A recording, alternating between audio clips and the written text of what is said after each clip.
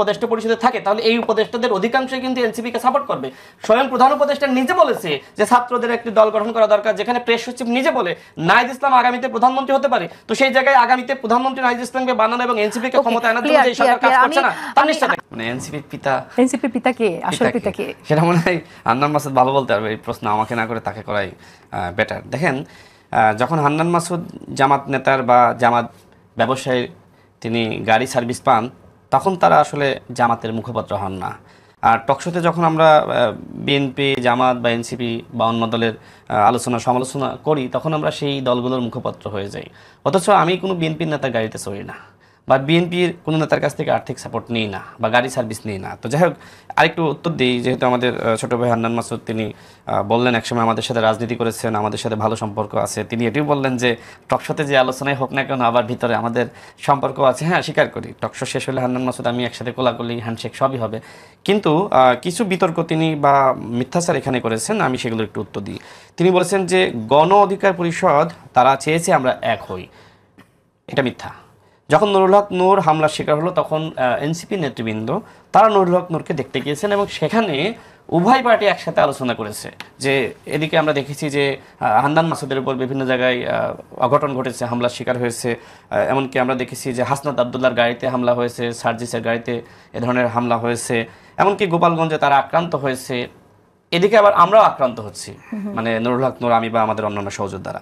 তো সেই জায়গা থেকে উভয় পার্টির সাথে যেহেতু আসলে আমরা একসাথে দীর্ঘ সময় আন্দোলন করেছি, কোটা সংস্কার আন্দোলন করেছি, ডাকসু নির্বাচন করেছি, এই জন্য সম্পর্ক জায়গা থেকে উভয়ের মধ্যে আলোচনা হয়েছে যে আমরা এক হয়ে কাজ করা ভালো, আলাদা থেকে থেকে তো মার খাচ্ছি, একসাথে হলে আমরা শক্তি হব। এরপরে তিনি বললেন যে আমাদের দল আমরা বিলুপ্ত ঘোষণা করে আমরা এনসিপিতে যোগদান করতে চেয়েছি, মানে যুক্ত হতে চেয়েছি, এটাও তিনি মিথ্যাচার করেছেন। দেখেন, এনসিপির সাথে গণ অধিকার পরিষদের যে বৈঠকটা হয় সেই বৈঠকে আমি নিজে উপস্থিত ছিলাম এবং সেখানে নাহিদ ইসলাম, আক্তার হোসেন থেকে শুরু করে তাদের শীর্ষ পর্যায়ে সবাই ছিল এবং আমাদের শীর্ষ পর্যায়ে আমরা সবাই ছিলাম, নুরুল হক নূর থেকে শুরু করে আমরা। সেখানে আলোচনা হয়েছে যে দুই পার্টি মিলে কিভাবে আমরা একসাথে কাজ করতে পারি। সেখানে কোনোভাবেই, সেখানে একটা প্রসঙ্গ আমি নিজ থেকে এনেছিলাম, কারণ এনসিপি নেতৃবৃন্দ বিভিন্ন জায়গায় তারা বলার চেষ্টা করে যে আমরা নাকি আসলে এনসিপির সাথে যুক্ত হতে চাই। যেমন আমাদের হান্নান মাসুদ একবার একটা টকশোতে বলেছিলেন যে নুরুল হক নূর নিজে এনসিপিতে যুক্ত হতে চেয়েছিলেন। তো এই কারণে আমি সেখানে প্রসঙ্গটা এনেছিলাম যে আপনারা কেউ যদি মনে করেন যে গণ অধিকার পরিষদ এনসিপির সাথে যুক্ত হবে বা আমরা এনসিপির সাথে যুক্ত হবো তাহলে এই ধারণাটা মাথা থেকে ফেলিয়ে দেন, বরং আমরা উভয় পার্টি এক হয়ে কিভাবে একটি নিউ পার্টি আকারে আমরা কাজ করতে পারি সেটি নিয়ে আমরা আলোচনা করতে পারি। এরপরে তিনি আরেকটি কথা বললেন যে তাদের সাথে আমাদের জোট করার ব্যাপারে আলোচনা হচ্ছে না। এনসিপির সাথে আমাদের কোনো রাজনৈতিক জোট করার ব্যাপারে ন্যূনতম আলোচনা হয়নি, বরং তাদের সাথে একীভূত হওয়া, ওয়ান পার্টি হওয়া, একসাথে কাজ করা বা বড় দল হওয়া, এই বিষয়গুলো নিয়ে আলোচনা হয়েছে। এর আলোচনা হওয়ার পিছনে অনেকগুলো ব্যাকগ্রাউন্ড আছে। মূল কারণটা হলো 2018 সালের কোটা সংস্কার আন্দোলনকে কেন্দ্র করে আক্তার হোসেন, আমি, নুরুল হক নূর, এরপরে আপনার তাদের সাথে ম্যাক্সিমাম যারা নেতৃবৃন্দ আছে, ওই আন্দোলনকে কেন্দ্র করে আমাদের উত্থান। 2023 সাল পর্যন্ত আমরা একসাথে রাজনীতি করেছি এবং রাজনীতির বাইরেও আমাদের ভিতরে ব্যক্তিগত সম্পর্ক আছে।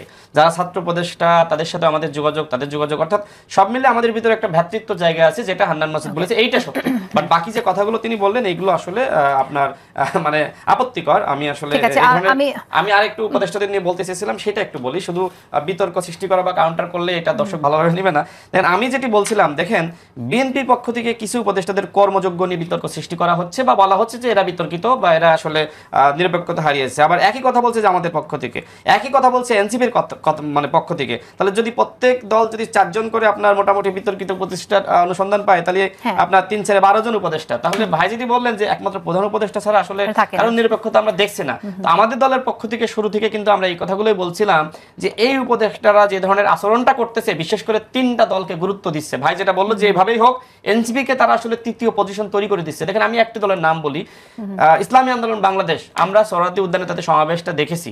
তাদের সমাবেশে যে লোক হয়েছে তার 10 ভাগের 1 ভাগ লোকও কিন্তু এনসিপি সমাবেশে হয় না। তারপরেও তারা কিন্তু 4 নম্বর দল হতে পারতেছে না, মানে এনসিপির পরের অবস্থান নিতে পারছে না। আমরা দেখছি যে এনসিপির পক্ষ থেকে যে নেতৃবৃন্দ যায় তারা বয়সে অনেক ইয়াং, মনে করেন হান্নান মাসুদ। এই হান্নান মাসুদ যখন ঐক্যমত কমিশনের বৈঠকে যায় বা প্রধান উপদেষ্টা বৈঠকে যায়, মাহমুদুর রহমান মান্না ভাই, জুনায়েদ সাকিব ভাইদের থেকেও তাকে বেশি গুরুত্ব দেওয়া হয়। তাহলে বুঝতেছেন এই সরকার কিভাবে নিরপেক্ষতা হারিয়েছে। এই জন্য আমার মন্তব্য হলো যে এই সরকারের অধীনে আসলে সুষ্ঠু নির্বাচন সম্ভবপর নয়। এই সরকারের উপদেষ্টাদের মধ্যে স্বজন প্রীতিমূলক আচরণ রয়েছে। এই সরকারের উপদেষ্টারা কোন দলকে 3 নম্বর পজিশনে দিচ্ছে, কোন দলকে জাতিসংঘ নিয়ে যাচ্ছে। আপনি কি বলতে চান তাহলে? তাহলে যে এই সরকার নিরপেক্ষ নির্বাচন দিতে পারবে না? না, এই সরকার আসলে নিরপেক্ষতা হারিয়েছে।